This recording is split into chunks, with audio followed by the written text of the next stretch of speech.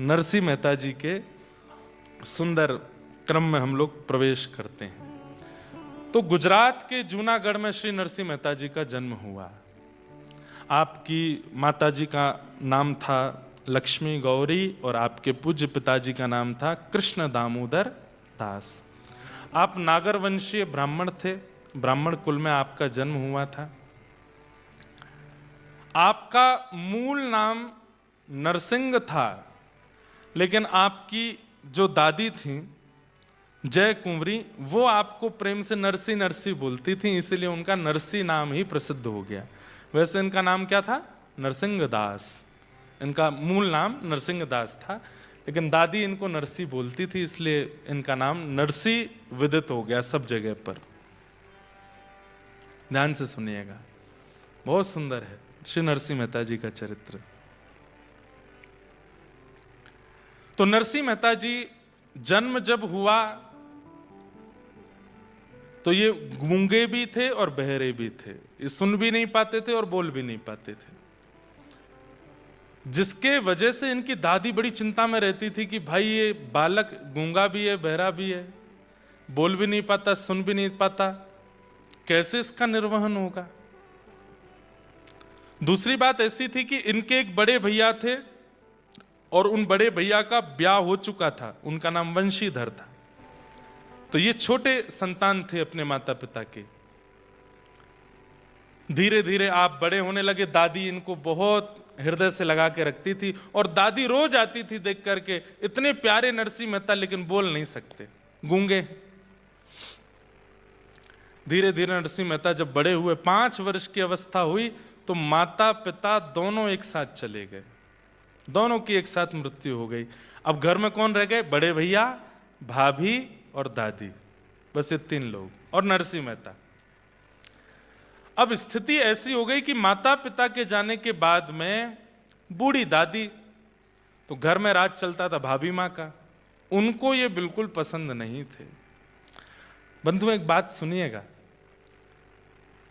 इसे कहते हैं खिलौना होना, ठाकुर जी का खिलौना।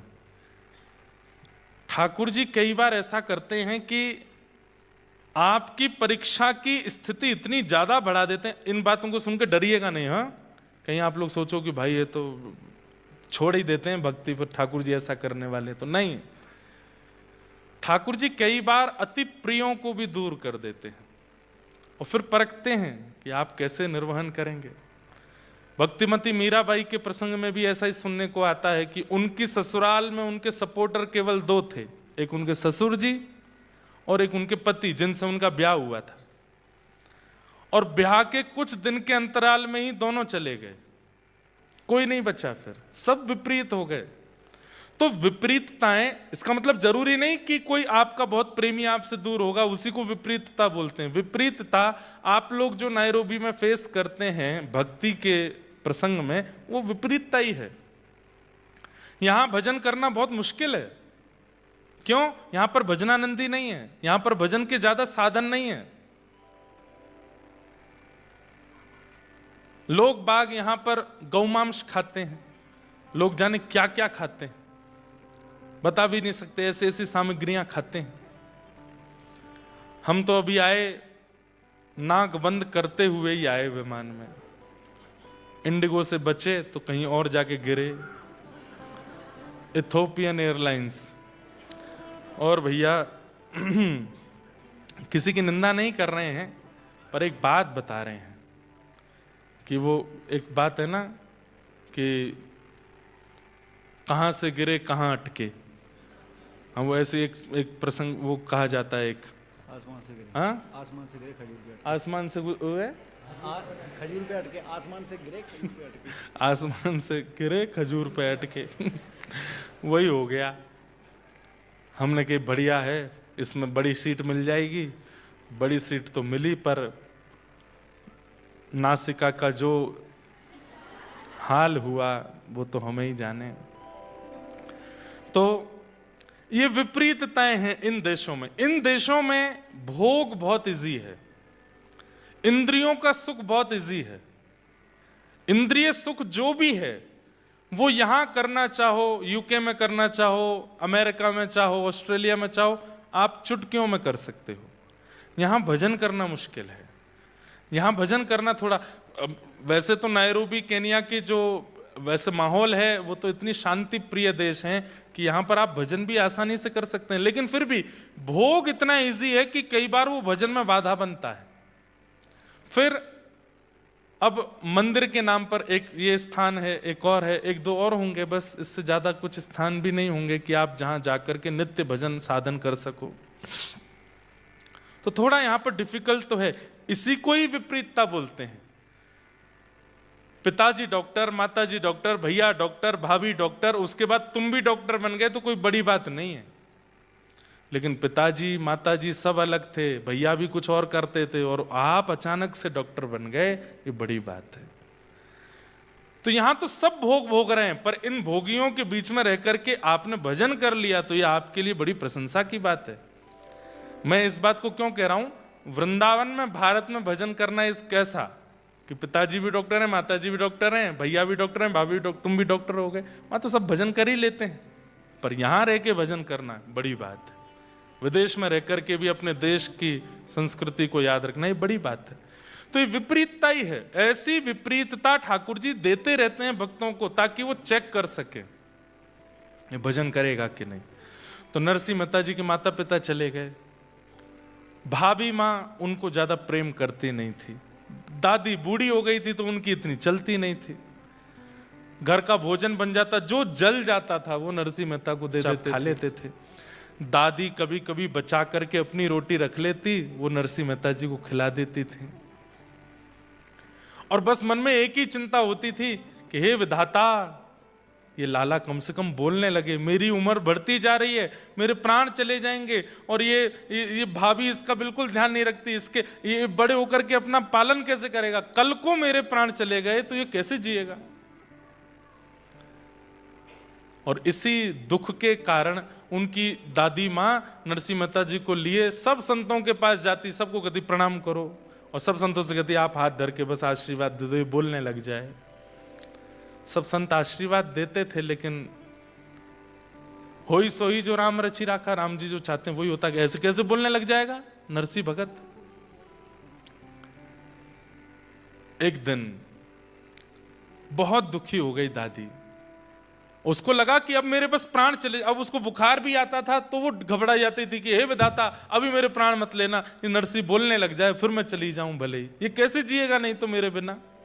छोटे से नरसिंह मेहता इतने सुंदर, ऐसे सुंदर उनके कपोल है, ठाकुर जी जैसे ही होते हैं। ठाकुर जी के भक्त जैसे ठाकुर जी सुंदर होते हैं, ऐसे उनके भक्त भी सुंदर होते हैं। सुंदर इन द सेंस कॉम्प्लेक्शन से नहीं। कई अफ्रीकन लोग भी हैं जो भक्ति वेदांत स्वामी श्रील प्रभुपाद जी की कृपा से भक्ति मार्ग में आ गए, और उनकी कृपा से जो भक्ति मार्ग में आए, ऐसे अफ्रीकन्स को भी देखोगे ना, वो भले ही रंग से सांवले हैं, सांवले तो नहीं है, काले हैं, लेकिन फिर भी उनमें वो ऐसे नहीं लगते, वो बुरे नहीं लगते, वो अच्छे लगते हैं। वो भी हमारे वृंदावन में भी कार्तिक मास में खूब सारे विदेशों से लोग आते हैं, अफ्रीकन्स भी खूब आते हैं, अच्छे लगते हैं। ऐसा उर्दपुंड लगाते हैं, धोती पहनते हैं, गले में माला पहन के शिखा रखते हैं, और बढ़िया जब मृदंग बजा के कीर्तन करते हैं कितने सुंदर लगते हैं, वो भी आकर्षक लगते हैं। तो कहने की बात, जब चित्त में ठाकुर जी, बुद्धि में ठाकुर जी, वाणी में ठाकुर जी विराज जाते हैं ना, तो व्यक्ति का स्वरूप निखरने लगता है। और वो निखरता सुंदरता के रूप में नहीं है, एक अलग सा आकर्षण उसके प्रति हो जाता है। वो फिर भी अच्छा ही लगता है, वो फिर भी सुंदर ही लगता है, पता नहीं क्यों। तो नरसिंह मेहता तो सुंदर भी थे। दादी माँ गोदी में लिए बस नरसिंह कुछ बोल, नरसिंह कुछ बोल, लेकिन नरसिंह बेचारे गूंगे, कुछ नहीं बोल पाते। एक दिन माता जी ले गईं और शंकर जी के ऊपर जल चढ़ा करके शंकर भगवान के परिक्रमा देने लगी। हे विधाता कृपा करो, मेरे प्राण चले जाएंगे, इस बालक को बोलना सिखा दो। कैसे भी बस ये बोलने लगे। परिक्रमा करते करते करते उस दिन पता नहीं कैसा एक चमत्कार हुआ। एक जटाजूट है, भस्म रमाए हैं पूरे अंग पर, मानो जैसे शिव ही प्रकट हो गए हों, ऐसा एक संत आए। क्या बात है मैया, बड़ी परिक्रमा दे रही हो शंकर जी की। महाराज मेरा ये बालक बोलता नहीं है, आप कृपा कर दो ना, ये बोलने लग जाए। नरसिंह मेहता जी की ओर देखा, मंद मुस्कान, बिल्कुल मासूमियत है चेहरे पर, बोलना नहीं आता है।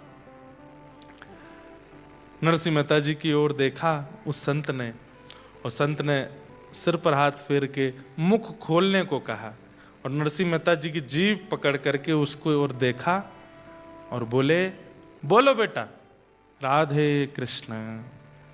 और जैसी जीभ छोड़ी, नरसिंह मेहता जी के नेत्रों से आंसू आने लगे, और थोड़ी ही देर में स्वर प्रकट हुआ। 5 वर्ष के नरसिंह के मुख से पहला शब्द निकला, राधे कृष्ण, राधे कृष्ण। और तेज बोलो राधे कृष्ण, और तेज बोलो राधे कृष्ण। अब तो उनकी दादी नृत्य करने लगी, नरसिंह को गोद में लेकर के उछलने लगी। लाला और तेज बोलो, अब तो राधे कृष्ण, राधे कृष्ण, राधे कृष्ण, राधे कृष्ण आने लगे, बोलने लगे, नाचने लगे नरसिंह मेहता।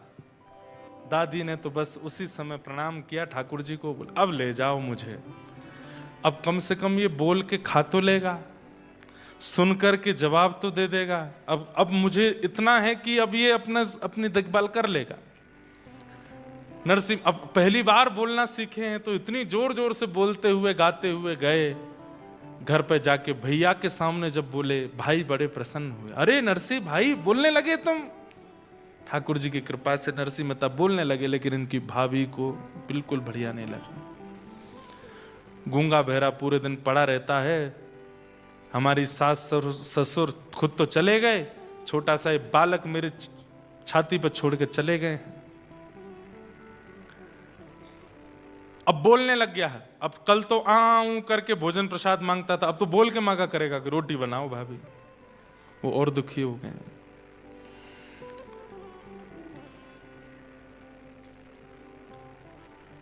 और वही हुआ। कुछ दिन बाद दादी मरणासन अवस्था में नरसी नरसी कह के चिल्लाने लगी। नरसिंह मेहता गए, क्या हुआ दादी माँ? बोले बेटा अब मैं जा रही हूं, अब मेरा समय आ गया, अब मुझसे उठा नहीं जा रहा है, बेटा तू कीर्तन सुना दे। और श्री नरसिंह मेहता कीर्तन सुनाने लगे। कीर्तन सुनते रो भी रहे हैं, दादी माँ ने ही पाल पोस के बड़ा किया है, माता पिता बचपन में चले गए, और दादी का हाथ पकड़ के बैठे रहे। कीर्तन सुनते सुनते सुनते सुनते दादी माँ चली गई। और अब नरसिंह मेहता जी के संकट और बढ़ने लगे और कष्टदायी हो गया। दुरित गौरी जो इनकी भाभी थी, दादी का संस्कार आदि सब हो गया। अब तो घर में जैसे ही नरसिंह मेहता आए, उनका कमरा, दादी के साथ रहते थे तो दादी का कमरा ले लिया, उसमें सब तिजोरियों में सामान था, नरसिंह मेहता को बाहर कर दिया। लेकिन बंधुओं, भक्त का एक स्वभाव होता है, बहुत वर्सेटाइल होता है, और जो वर्सेटाइल नहीं है वो भक्त नहीं हो सकता। या आप लिख लीजिएगा, वो हर परिस्थिति में स्वयं को ढाल लेता है, ये उसकी प्रकृति हो जाती है, कैसी भी परिस्थिति आ जाए। अनुकूल हो तो अच्छा, प्रतिकूल हो तो अच्छा। अनुकूल होता है तो फूलता नहीं है, प्रतिकूल होता है तो रोता नहीं है। ये भक्त का स्वभाव होता है। संसारी व्यक्ति का स्वभाव कैसा? अनुकूल मिलने पे फूल जाएगा और प्रतिकूल मिलने पे भूल जाएगा, रोने लगेगा। पर भक्त दोनों में एडजस्टमेंट कर लेता है। एडजस्टमेंट ये भक्त का स्वभाव बन जाता है, वो हर परिस्थिति में रहने लगता है। छोटे से नरसिंह मेहता, भाभी अब डांटती भी है, फटकारती भी है, उल्टा सीधा भोजन देती है, बच जाए तो देती है, कभी कभी नहीं भी बचता तो कहती है बस दाल बची है खा लो, पेट भर लो, रोटी तो खत्म। नरसिंह मेहता वही पा लेते हैं।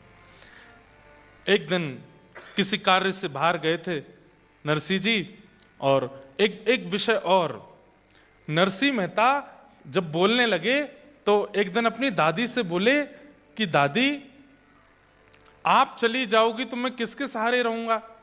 भैया तो व्यस्त रहते हैं, भाभी माँ मुझको पसंद नहीं करती।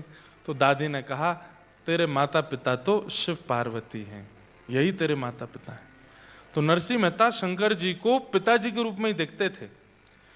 शिव दरबार के सामने से, शिव मंदिर के सामने से जब भी निकलते थे तो नरसिंह मेहता इसी भाव से प्रणाम करते, जय हो पिताजी आपको प्रणाम। पार्वती जी को देखते तो यही भाव रखते, मेरी मां। रोज जाते शंकर जी से बात करते थे, आज मैंने क्या किया क्या नहीं किया, पार्वती मैया को सब बताते थे। वो जगत के माता पिता हैं। नरसिंह मेहता ने भी उनको अपना माता पिता माना। आज कहीं बाहर से आए तो आकर के अपनी भाभी से कहने लगे, भाभी माँ प्यास लगी है, पानी दे दो। नरसिंह मेहता का स्वभाव था वो खुद ही ले लेते थे, अपने काम खुद करते थे, लेकिन आज पहली बार बहुत थके थे, पसीने में थे, तो भाभी से कह दिया कि आप जल दे दो। क्रोध में भर करके इतना सुनाया, बोले आज कह रहा है पानी दे दो, कल को बोलेगा ये बना दो, परसों कह देगा ऐसा कर दो, और मेरे ऊपर हुक्म चलाएगा। सुन, तेरी मां भी चली गई, पिता भी चले गए, और तेरा पालन पोषण करने वाली दादी भी चली गई, अब तू भी चला जा, हमारा तुझसे कोई वास्ता नहीं, तू भी निकल जा घर से, और यहां दोबारा आने की जरूरत नहीं है। अरे भाभी मैंने ऐसे नहीं कहा था, बस मैंने प्यास लगी थी तो पानी मांग लिया। बोले मुझे कुछ नहीं सुनना, निकल जा घर से बाहर। और श्री नरसिंह मेहता घर से निकल गए। रो रहे हैं, छोटे से नरसिंह मेहता रोते रोते गए, और जूनागढ़ में एक महादेव का मंदिर, वहीं जाकर के शंकर जी, उन महादेव का नाम पता है क्या? इंद्रेश्वर महादेव। उनका नाम भी इंद्रेश्वर महादेव। जाकर के आज भी हैं, जूनागढ़ के जंगल में स्थित है इंद्रेश्वर महादेव। नरसिंह मेहता गए, लिपट गए, रोने लगे, बोले आप ही मेरे माँ हो, आप ही मेरे पिता हो, कोई माता पिता के बिना कैसे अनाथ हो सकता है? नाथ तू अनाथ को अनाथ कौन मोसो। भगवान के नाम के आगे नाथ शब्द का प्रयोग क्या? नाथ शब्द का मतलब क्या होता है? स्वामी। और स्वामी किसका होता है? नाथ किसका होता है? अनाथों का होता है। नरसिंह मेहता कह रहे हैं, नाथ तू अनाथ को अनाथ कौन मोसो। नाथ तू अनाथ को। नरसिंह मेहता शंकर जी से लिपट के रोने लगे, मैं अनाथ हूं नाथ, मुझे सनाथ करो। मेरी दादी कह के गई कि आप मेरे माता पिता हैं। माता पिता अपने बालक को ऐसे रोने देते हैं? माता पिता अपने बालक को ऐसे भूखा रहने देते हैं? अरे वो माँ तो पिघल जाती है जैसे पता चलता है कि बालक को भूख लगी है। अरे भूख ना भी हो तो माँ खिलाती है, और मैं यहां भूखा प्यासा रो रहा हूं, आप आ नहीं रहे मेरे पास। 1 दिन, 2 दिन, 3 दिन, 4 दिन, 5 दिन, 6 दिन, 7 दिन हो गए। नरसिंह मेहता जी रोते रहे शंकर जी से लिपट के। 7 दिन बाद कैलाश में बैठे हुए महादेव के सन्मुख आकर के पार्वती जी बोली, आप तो अत्यंत करुणावान हैं, आपको करुणावतार कहा जाता है, कहां चली गई आपकी करुणा? ये बालक आपके द्वार पर खड़ा होकर के इतना रो रहा है, माता पिता कहकर के हम दोनों को पुकार रहा है, आप इस पर कृपा क्यों नहीं कर रहे हैं? महादेव बोले, हम आपकी प्रतीक्षा कर रहे थे कि आप बोलो तो कृपा करेंगे, क्योंकि हम कृपा करेंगे तो हमारी कृपा केवल कृपा होगी, लेकिन आपके द्वारा होगी तो वो वात्सल्य युक्त होकर के होगी। हम बस आपकी प्रतीक्षा कर रहे थे, अब आप प्रसन्न हो गए हैं तो अब हम कृपा करेंगे। और देखते ही देखते महाराज पार्वती जी और महादेव 7 दिन बाद प्रत्यक्ष प्रकट हो गए।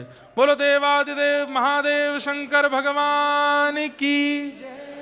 ये भी कोइंसिडेंस है कि आज सोमवार है। नरसिंह चरित्र अगर हम पहले सुनाते तो शनिवार को शुरू होता, तो कहीं ना कहीं शंकर जी का वार नहीं था ना, आज ही होनी थी कथा। इसलिए महादेव के वार के दिन ही हुई है, और हम अभी अभिषेक करके ही आए हैं महादेव का। ध्याये नित्यं महेशं रजतगिरिनिभं चारुचन्द्रावतंसं रत्नाकल्पोज्ज्वलाङ्गं पयुषमृगवराभीतिहस्तं प्रसन्नं पद्मासीनं समन्ताः स्तुतममरगणैर्व्याधिकृत्यं वसानं विश्वाद्यं विश्ववन्द्यम् अखिलभयहरं पंचवक्त्रं त्रिनेत्रम। महादेव प्रकट हो गए। जैसे ही देखा नरसिंह मेहता ने शिव पार्वती दोनों हैं, तुरंत लिपट गए चरणों से। मेरे माँ आ गई, मेरे पिता आ गए। पार्वती जी ने तुरंत उनकी जिह्वा का स्पर्श करके जो 7 दिन से भूख प्यास थी उसको मिटा दिया, सिर पर हाथ फेर दिया, खूब हृदय से लगा के लाड़ प्यार दिया। महादेव कहने लगे, नरसिंह तुम 7 दिनों से रो रहे हो, कुछ मांगो, वरदान मांगो, क्या चाहिए? नरसिंह मेहता बोले, रावण ने मांगा था आपसे वरदान, क्या हुआ? आज तक दशहरा मैदान में जल रहा है। कुंभकर्ण ने मांगा था आपसे वरदान, क्या हुआ? इंद्र की पदवी चाहता था, निद्रासन में चला गया। भस्मासुर ने मांगा था आपसे वरदान, खुद ही भस्म हो गया। मैं नहीं मांगूंगा मुझे वरदान नहीं चाहिए। महादेव पार्वती जी से कहने लगे, देखो तुम ही पीछे पड़ रही थी, चलो इसके पास, देखो कितना चतुर है। अरे हमने औरों को भी वरदान दिया। बोला हाँ, एक नाम और छूट रहा है, वो भी बता देता हूं। कंस को दिया था आपने कंस को आपने धनुष दिया था और कहा था नारायण के सिवाय इसको कोई तोड़ेगा नहीं, और जो तोड़ेगा वो तुझे छोड़ेगा नहीं। 7 वर्ष के कन्हैया ने तोड़ दिया, मार दिया कंस को। मुझे वरदान नहीं चाहिए आपसे। आहा। पार्वती जी बोली, अरे पिता देना चाहता हो और पुत्र मना करे, ये स्वभाव नहीं। महादेव कह रहे हैं कि वरदान मांगो तो तुम मांग लो ना, कुछ मांग लो। तो नरसिंह मेहता ने ऐसा वरदान मांगा, ऐसा वरदान मांगा जो सबको मांगना चाहिए। बोले, नाथ मैं अपनी बुद्धि अपने मन से कितना सोच पाऊंगा, जितना मैंने देखा है। मैं तो जूनागढ़ से बाहर भी नहीं गया कभी। मेरी बुद्धि मति ज्यादा कुछ जानती नहीं है, बहुत अल्पमति है मेरी, अल्प बुद्धि है मेरी, इसलिए मैं बहुत ज्यादा कुछ मांग ही नहीं पाऊंगा।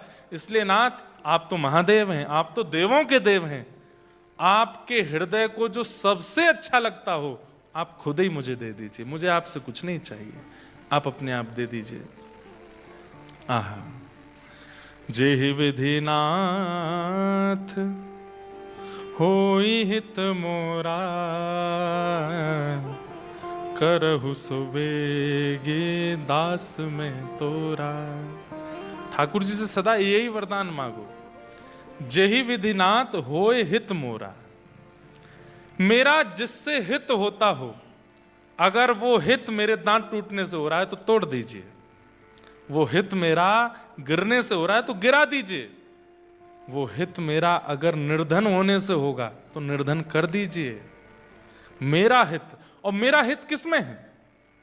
मेरा हित वैभववान होने में नहीं है, मेरा हित संपत्तिवान होने में नहीं है, मेरा हित बहुत बड़ा प्रॉपर्टीवान होने में नहीं है। मेरा हित आपका होने में है कि मैं आपका हो जाऊं। और यदि आपका होने में मुझे गिरना पड़े, मुझे रिपटना पड़े, मुझे कंगाल होना पड़े, तो मुझे सब स्वीकार है। मैं आपका होना चाहता हूं बस। दोहराइए मेरे पीछे, जेहि विधिनाथ होई हित मोरा, जेहि विधिनाथ होए हित मोरा, करहु सुबेगे दास में तोरा, करहु सुबेग दास में। जिससे मेरा हित हो वो मेरे साथ हो। मैं आपसे वरदान नहीं मांगूंगा, आपके चित्त को जो सबसे प्रिय लगता है वो मुझे दे दीजिए। ये वरदान महादेव से 2 लोगों ने मांगा है। आपके चित्त को जो सबसे प्रिय लगता हो वो मुझे दे दीजिए, ये वरदान 2 लोगों ने महादेव से मांगा है। एक नरसिंह मेहता ने और दूसरा एक आत्मदेव नाम के ब्राह्मण हुए। थोड़ी कथा सुनानी पड़ेगी, सुनो। एक आत्मदेव नाम के ब्राह्मण थे। वो भागवत जी वाले आत्मदेव नहीं, एक और आत्मदेव ब्राह्मण थे। जिन्होंने हितरवंश महाप्रभु का चरित्र सुना है उनको पता होगा कौन आत्मदेव है। तो आत्मदेव नाम के ब्राह्मण ने शंकर जी की इतनी आराधना की। उन्होंने आराधना तो इस भाव से की थी कि महादेव प्रसन्न होंगे तो मैं उनसे इतना धन संपत्ति मांगूंगा कि मेरी कंगाली दूर हो जाए। महादेव जैसे ही प्रकट हुए तो आत्मदेव से कहा वरदान मांगो। तो आत्मदेव जी ने कहा मैं ज्यादा से ज्यादा मणि मांग लूंगा, ज्यादा से ज्यादा हीरा मांग लूंगा। ऐसा करता हूं महादेव से सबसे महंगी, इनके हृदय की सबसे महंगी वस्तु मांगता हूं, तो ये शायद ऐसा रत्न देंगे जिससे खूब धन आएगा। तो उसने कहा महादेव आपके हृदय का सबसे प्रिय रत्न जो हो वो मुझे दे दो। महादेव बोले ये क्या मांग लिया तुमने? बोले क्यों? बोले मेरे हृदय को सबसे प्रिय तो श्री राधा वल्लभ है। राधा वल्लभ जी कौन है? ये महादेव के सेवा के ठाकुर जी हैं। जैसे घर के ठाकुर जी होते हैं हमारे, मेरे घर के ठाकुर जी राधा माधव, आपके घर के ठाकुर जी लड्डू गोपाल, ऐसे ही श्री महादेव के घर के ठाकुर जी हैं श्री राधा वल्लभ लाल। श्वेत द्वीप में, हम लोग जम्बू द्वीप में रहते हैं, श्वेत द्वीप में महादेव, पार्वती, कार्तिकेय, गणेश जिनकी आराधना करते हैं वो श्री राधा वल्लभ लाल है। महादेव बोले ये क्या मांग लिया आत्मदेव तुमने? बोले नहीं नहीं अब तो मुझे वही चाहिए। महादेव ने कहा कुछ और मांग लो, मेरे हृदय की प्रिय वस्तु मत मांगो। तो आत्मदेव को लगा बहुत महंगा वाला रत्न है इसीलिए मना कर रहे हैं ये।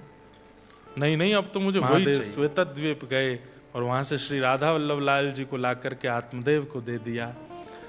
आत्मदेव जी पा करके प्रसन्न तो हुए, लेकिन वो बोले कि भाई अब इनकी सेवा तो बड़ी विस्तार से करनी पड़ेगी। वो कैसे हो? तब ठाकुर जी बोले हमारी वंशी जी तो वहीं रह गई महादेव के पास। तब वंशी जी को कहा अब आप आइए। तो वंशी जी ही श्री हितरवंश महाप्रभु के रूप में आई और चित्थावल गांव में एक दिन पहुंच करके श्री राधा वल्लभ लाल जी को वहां से लेकर के वृंदावन मदन टेर पर विराजमान किया। तो महादेव से हृदय की प्रिय वस्तु दो लोगों ने मांगी, या तो आत्मदेव जी ने मांगी है या फिर आज नरसिंह मेहता ने मांगी। महादेव बोले मेरे हृदय को सबसे प्रिय तो श्यामा श्याम है। ये सुनते ही तो नरसिंह मेहता नाचने लगे, बस यही चाहिए, अब तो यही चाहिए।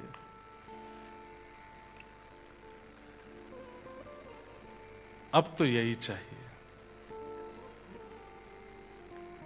और कुछ नहीं चाहिए नाथ, बस श्यामा श्याम दो। मैं कहता रहता हूं कथाओं में कि कृष्ण आप शिव भक्त हैं और अचानक आपका रुझान वृंदावन के प्रति होने लग जाए, प्रिया प्रियतम के प्रति होने लग जाए, श्री राधा माधव के प्रति होने लग जाए, तो समझ जाइएगा कि महादेव आपकी सेवा से प्रसन्न होकर उपहार दे रहे हैं वृंदावन के प्रति प्रेम, प्रिया प्रियतम के प्रति प्रेम। महादेव अति प्रसन्न होते हैं तो दो वस्तु देंगे, या तो राम जी के प्रति प्रीति या कृष्ण के प्रति प्रीति। कोई महादेव का उपासक है और बहुत उसको संपत्ति मिलती जा रही है, खूब नाम यश वैभव मिलता जा रहा है, फिर भी वो महादेव का ही है। ऐसी कृपा तो रावण पर भी करी थी इन्होंने। सोने की नगरी में रहता था रावण, क्या नहीं था उसके पास? सब कुछ था, लेकिन राम भक्ति नहीं दी, कृष्ण भक्ति नहीं थी। महादेव किसी पर अति प्रसन्न हो जाते हैं तो उसको कृष्ण प्रिय लगने लग जाते हैं। कहीं ना कहीं मैं, आप, हम सब जो यहां बैठे हैं, हमारी कृष्ण भक्ति की जो उत्कंठा है, कभी ना कभी किसी जन्म में महादेव की हमने बड़ी आराधना की है, तभी कृष्ण भक्ति मिली। कौन गाता है राधा कृपा कटाक्ष? महादेव गाते हैं। मुनिंद वृंद वंदिते त्रिलोक शोकहारिणी, किसके शब्द हैं ये? महादेव के शब्द हैं। हमारे यहां स्तोत्र राज कहा जाता है, स्तोत्रों का राजा कहा जाता है महादेव की स्तुतियों को, और उसमें भी एक महादेव की स्तुति है, हाँ, शिव महिम्न स्तोत्र, उसको स्तुतियों का राजा कहा जाता है। पर स्तुतियों का राजा महादेव की स्तुति शिव महिम्न स्तोत्र है, लेकिन वो महादेव क्या गाते हैं? कृपा करिष्यसि हमाम कृपा कटाक्ष भाजनम। वो किशोरी जी का यश गा रहे हैं। ये बहुत गोपनीय बात है, ये बड़ी गूढ़ बात है कि महादेव निरंतर नेत्र बंद करके श्री राधा कृष्ण का स्मरण करते हैं। अच्छा, एक आपको अंतरंग बात बताऊं, महादेव कौन है? निकुंज में त्रिलोचन नाम की सखी है। जब ठाकुर जी रास विहार करते हैं तो श्री महादेव त्रिलोचना नाम की सखी बन करके जाते हैं। और आपकी निकुंज में सेवा क्या है? दीप प्रज्वलित करने की सेवा है महादेव की। मसाल लेकर रात्रि में जब हो जाए तो प्रिया प्रियतम नृत्य विहार कर रहे हैं तो उनको कैसे दिखाई देगा? तो महादेव मसाल लेकर के चलते हैं आगे पीछे, त्रिलोचना नाम की सखी बन करके। श्री हनुमान जी महाराज ये चारुशिला नाम की सखी हैं निकुंज में, सब सखी हैं। बाहर से ऐसे दिखाते हैं उग्रम वीरम महावीरम, लेकिन भीतर से कैसे हैं? बोले सखी भाव में रहते हैं।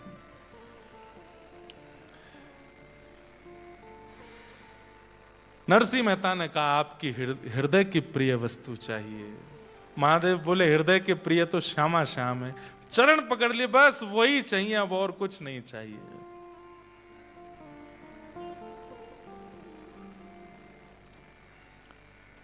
हम भी महादेव से आज कह लें सोमवार है, हे महादेव हमको भी दे दो जैसे नरसिंह मेहता को दिया। शिव कैलाशों के वास धौली धारों के राजा, शंकर संकट हरना। ओ शिव कैलाशों के वासी धौरी धारों के राजा, सब लोग गाओ। शंकर संकट हरना। ओ भोले बाबा शंकर संकट हरना। ओ भोले बाबा शंकर संकट हरना।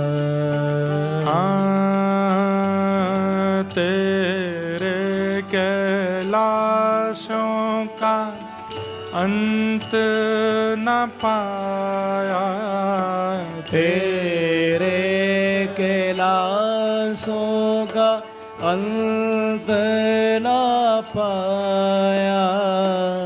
तेरे कैलाशों का अंत न पाया। तेरे कैलाशों का अंत न पाया।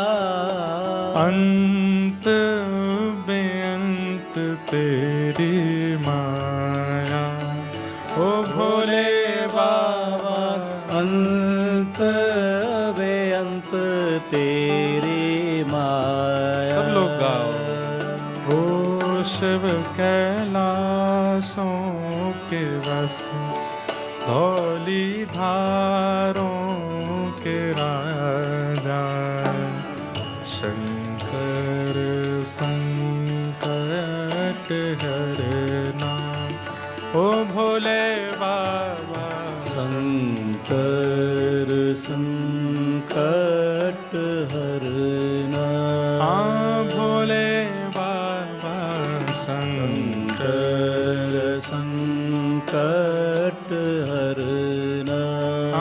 भोले बाबा शंकर संकट हरना। महादेव बोले नरसिंह मेरे हृदय के प्रिय जो श्यामा श्याम है उनकी प्राप्ति के लिए तो नरसिंह भेष त्यागना। मैं महादेव बन के जब नहीं जा सकता, मुझे गोपी बनना पड़ता है, तुम्हें भी गोपी बनना पड़ेगा। अब कोई चित्रकार हो तो इसको बनावे। एक बड़ी गोपी महादेव, मूंछों वाली, बढ़िया सुंदर, सिर पर एक चुनरी है, हाथों से सर्प आदियों को भेज दिया है, कानों से बिच्छू भी निकाल दिए हैं, गोपीश्वर बन गए हैं। बोलो गोपीश्वर महादेव की। गोपीश्वर देखो, गोपीनाथ को पाना है तो गोपीश्वर को भजना तो पड़ेगा। बिना गोपीश्वर की कृपा के गोपीनाथ नहीं मिलेंगे। तो एक तो बड़ी गोपी बने हैं महादेव, त्रिपुंड लगा है, तीसरा नेत्र थोड़ा फड़फड़ा रहा है कि जैसे ही वृंदावन पहुंचूं नेत्र खोल लूं।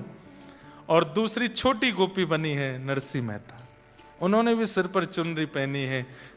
अन्नपूर्णा मैया ने दोनों का श्रृंगार किया है, दोनों गोपी बन गए। और नरसिंह मेहता बोले चलो। महादेव बोले जूनागढ़ में नहीं मिलेंगे ठाकुर जी, वृंदावन जाना पड़ेगा। एक बात प्रमाणित होती है कि भाई ठाकुर जी से मिलना है तो वृंदावन तो जाना पड़ेगा। वृंदावन जाए बिना भगवत प्राप्ति, हां जैसे ठाकुर जी प्रकट होते हैं, राधा रमण लाल प्रकट हुए श्री गोपाल भट्ट गोस्वामी जी के लिए, मधु पंडित के लिए गोपीनाथ प्रकट हो गए, रूप सनातन गोस्वामी जी के लिए श्री गोविंद देव और मदन मोहन प्रकट हो गए, हितवंश महाप्रभु के लिए राधा वल्लभ लाल। ऐसे ही हो सकता है कि नायरोबी में आप बुलाओ तो वृंदावन यहां भी प्रकट होता है। और मानो चाहे नहीं मानो, 10 सेकंड लेट बजानी थी ताली आपको, मानो चाहे नहीं मानो, ये 3 दिन का वृंदावन ही आया है आपके यहां पर, और ये वृंदावन ही प्रकट हो रहा है। इतने सारे ब्रजवासी आ गए वृंदावन पे, खूब आपके घर चकाचक खा पी रहे हैं, ऊधम मचा रहे हैं, नायरोबी में डाएं डाएं डोल रहे हैं। ब्रजवासी आ गए तो या को मतलब ये नहीं है कि वृंदावन प्रकट हुए, भय गए वृंदावन प्रकट। जैसे ठाकुर प्रकट होते हैं ऐसे वृंदावन भी प्रकट होता है, पर उनके साक्षात्कार के लिए वृंदावन तो जाना पड़ेगा।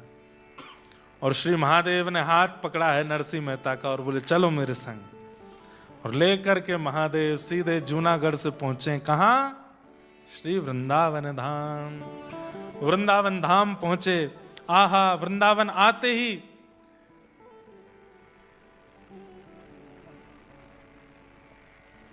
सब नीको है, यमुना जी नीकी हैं, वृक्ष नीके हैं, पर्वत नीके हैं, कुंज गलियां नीकी हैं, सब कुछ इतना सुंदर है।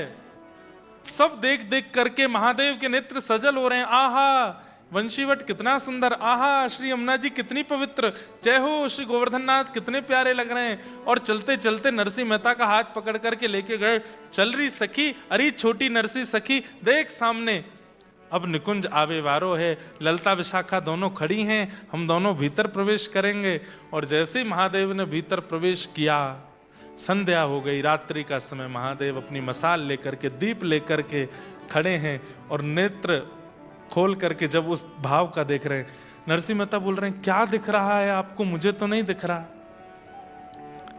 नरसिंह मेहता को बता रहे हैं महादेव, आज गोपाल रास रस खेलत, आज गोपाल रास रस खेलत, आज गोपाल रास रस खेलत, आज गोपाल रास रस खेलत। निकुंज कल्प तरु तीर री सजनी, निकुंज कल्प तरु तीर री सजनी, आज गोपाल रास रस खेलत, आज गोपाल महादेव वर्णन कर रहे हैं। ओहो, कैसी सुंदर मुकुट पहना है, कैसी सुंदर पीतांबरी पहनी है, वैजंती माला गले में धारण करी है। कमलाक्ष ठाकुर जी घुंघराले केशों के बीच में अपनी मधुर मुस्कान के साथ श्री प्रिया जी के गले में गलवैयां देते हुए रास विहार कर रहे हैं। अरे देखो, वहां से एक दूसरी सखी बीड़ा लेकर के आई है, ठाकुर जी को पवा रही है। एक सखी चंवर डुरा रही है, एक सखी ठाकुर जी के आगे इत्र बौछार कर रही है। ठाकुर जी मंद मंद नृत्य कर रहे हैं, श्री प्रिया जी तान सो गा रही हैं, ठाकुर जी नृत्य कर रहे हैं। नरसिंह मेहता रोने लगे, बोले मुझे नहीं दिख रहा है, मुझे भी दिखाइए नाथ। तब महादेव ने एक दीप प्रज्वलित करके नरसिंह मेहता को दिया। अपना दीप तो प्रज्वलित था ही, और उसी दीप को प्रज्वलित करके नरसिंह मेहता को दिया। 2 दीप हो गए, एक महादेव के हाथ में, एक नरसिंह मेहता। अब देखो, जैसे ही महादेव ने दीप प्रज्वलित किया, आहा, अब नरसिंह भी गाने लगे। आज गोपाल रास रस खेलत आज गोपाल रास रस खेल। कलयुग में ये पहली बार हुआ था कि बिना वृंदावन प्राप्त किए किसी बाहर के भक्त को, गुजरात में जन्मे जूनागढ़ में रहने वाले नरसिंह मेहता को केवल 7 वर्ष की आयु में निकुंज के रास का दर्शन हो गया है। ये पहली बार हुआ था, ऐसा पहला कभी नहीं हुआ। वृंदावन को भजना पड़ता है, वृंदावन में रमना पड़ता है, यमुना जी के अनंत दिनों तक उपासना करनी पड़ती है, रज में अपने आप को घिसना पड़ता है, तब जाकर के निकुंज की एक कणिका का दर्शन होता है। आज नरसिंह मेहता पूरे रास का दर्शन कर रहे हैं। कहते हैं दर्शन करते करते उस दीप से नरसिंह मेहता का हाथ जलने लगा, लेकिन नरसिंह मेहता के नेत्रों से सजल अश्रु बह रहे हैं। देखते जा रहे हैं श्री प्रिया जी के सुंदर रूप को, ठाकुर जी के सुंदर रूप को भूल गए। तब प्रिया जी का ध्यान गया नरसिंह मेहता जी के हाथ पर। कितने बड़े भाग्य की बात। तुरंत प्रिया जी गईं और जाकर के ललता विशाखा से कही, अरे देख ये छोटी सी सखी को हाथ जरवे वारो है, जल्दी तैया के हाथ से दीपक हटा। प्रिया जी ने जाकर के कृपा की और दीप हटाने लगी। नरसिंह मेहता बोले, नहीं प्रिया जी ये कर दोगी तो कैसे रास देखूंगा। बोले अब तेरे नेत्रन में ही दीप है, तू जहां रहेगो, जहां दृष्टि करेगो वहीं रास को दर्शन तू को होयो करेगो। अब ये दीप हाथ में रखने की आवश्यकता नहीं, नरसिंह तो पे कृपा है। बंधुओं, प्रिया जी ने प्रसन्न होकर के, श्री राधा रानी ने प्रसन्न होकर के नरसिंह मेहता को क्या दिया? अपने पांव का एक नूपुर उतार करके नरसिंह मेहता को दे दिया। श्री नरसिंह मेहता जी इसलिए भी निंदा के पात्र बनते थे क्योंकि नरसिंह मेहता जूनागढ़ में जब घूमते थे छम छम छम छम आवाज आती थी पैरों से। लोग बाग कहते थे अरे पुरुष होकर के स्त्रियों की तरह घुंघरू पहन के घूमता है। पर नरसिंह मेहता कैसे बताएं कि ये घुंघरू मुझे श्री प्रिया जी ने दिए हैं। रास में प्रिया जी ने अपने चरणों का नूपुर नरसिंह मेहता जी को प्रदान किया और श्री नरसिंह मेहता जी उसको पहन के नृत्य करने लगे। श्री वृंदावन तट पर त्रिलोचना सखी यानी कि श्री महादेव के साथ नरसिंह मेहता, राधा कृष्ण और संपूर्ण गोपियों के मध्य में रास होने लगा है।